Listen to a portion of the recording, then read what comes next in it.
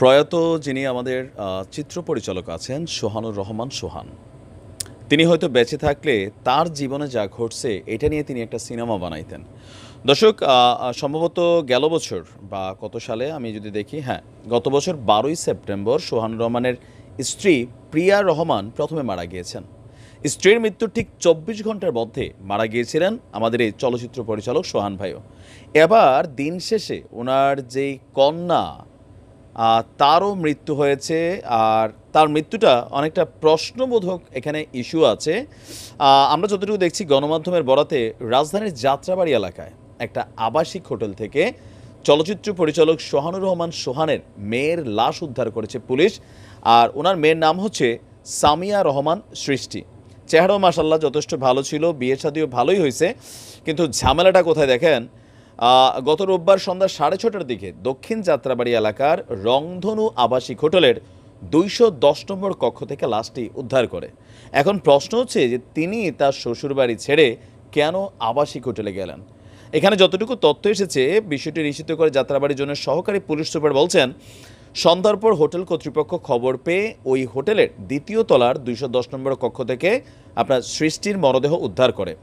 রোমের জানালার গ্রিলের সাথে তার গলায় ওড়না পেঁচিয়ে ফাঁস লাগানো অবস্থায় ঝুলছিলেন তিনি। তবে এটা কি আত্মহত্যা নাকি পেছনে অন্য কাহিনী, সেটার জন্য লাশের ময়নাতদন্ত করার জন্য ঢাকা মেডিকেল কলেজ হাসপাতালের মর্গে পাঠানো হয়েছে সৃষ্টির দেহ। তো আমাদের এসপি সাহেব বলছেন, সামিয়া রহমান সৃষ্টি উত্তরা 3 নম্বর সেক্টরের 2 নম্বর রোডে স্বামী তানিমের সঙ্গে থাকতেন। তার বাবা চলচ্চিত্র পরিচালক সোহানুর রহমান সোহান। দুপুরে তিনি ওই আবাসিক হোটেলে ওঠেন। ইফতারের আগে হোটেল বয়কে টাকা দিয়ে ইফতারিও আনতে বলেন। পরে হোটেল বয় ইফতারি নিয়ে এসে ডাকাডাকি করে কোনো সারা শব্দ না পেলে দরজার ফাঁক দিয়ে দেখেন তার লাশ ঝুলছে। পরে হোটেল কর্তৃপক্ষ আপনার পুলিশকে খবর দেয়, পুলিশ গিয়ে দরজা ভেঙে মরদেহ উদ্ধার করে। প্রশ্ন হচ্ছে, স্বামীর বাড়ি বাদ দিয়ে তিনি হোটেলে কেন আসছিলেন?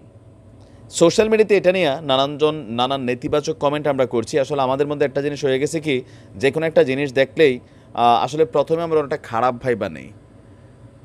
আপনারা যে কমেন্টগুলো করছেন, একজন মরা মানুষ ভাই, একটু তো বোঝা উচিত। আমরা মানে এতটাই কি আসলে বিকৃত জাতি হয়ে গেলাম? তার মৃত্যুর ঘটনার সাক্ষী কি আপনি দেখছেন বয়ফ্রেন্ডে নিয়ে হোটেলে গেছিল? এখানে যতটুকু তথ্য উপাত্ত আসছে যে স্বামীর সাথে একটু রাগারাগি মন কষাকষি ছিল। তো এখন বাবা নাই মা নাই, স্বাভাবিক কোথায় যাবে? বাবার বাড়ি থাকলে হয়তো বাপ আছে মা আছে, যাইতো। তারপর আমি জানি না যে সোহানুর রহমান সোহান সাহেবের নিজস্ব কোনো বাড়ি ঢাকাতে বা ফ্ল্যাট ছিল কি না, যে মেয়েটার যাওয়ার জায়গা ছিল না। বলা হচ্ছে আর কি বিভিন্ন মাধ্যমে যে নিউজগুলো, আমি যদি একটু সবগুলোরে শর্টকাটে আনি, যে স্বামীর সাথে রাগারাগি বা এরকম মন কষাকষির কিছু ইস্যু ছিল। হয়তো রাগ করে তিনি সেখানে আসছেন, 2-1 দিন হোটেলে থাকবেন, সামথিং লাইক দ্যাট। আবার আসলে পেছনে কি, যেহেতু মানুষটা মারা গেছে, আমি তারা নিয়ে খুব বেশি বিশ্লেষণ করতে চাই না, কারণ ওই রুম সম্পর্কে পুলিশের যে বর্ণনা, সেখানে ওই রকম সাসপিশিয়াস কোনো রকম অ্যাক্টিভিটিস নাই, বা এই হোটেলে তার সাথে কোনো ছেলে উঠেছিল এরকম তথ্যও কিন্তু নাই। তারপরেও ইনভেস্টিগেশন হয়তো বের হয়ে আসবে, কারণ অনেক সময় ঘটনা দেখতে সাধারণ মনে হয়, পেছনে অনেক অসাধারণ ঘটনাও কিন্তু ঘটে যায়। আমরা চাই আইনশৃঙ্খলা বাহিনী তারা সুষ্ঠু তদন্তের মাধ্যমে সৃষ্টির মৃত্যুর রহস্য উন্মোচন করুক। ভালো থাকুন, আসসালামু আলাইকুম।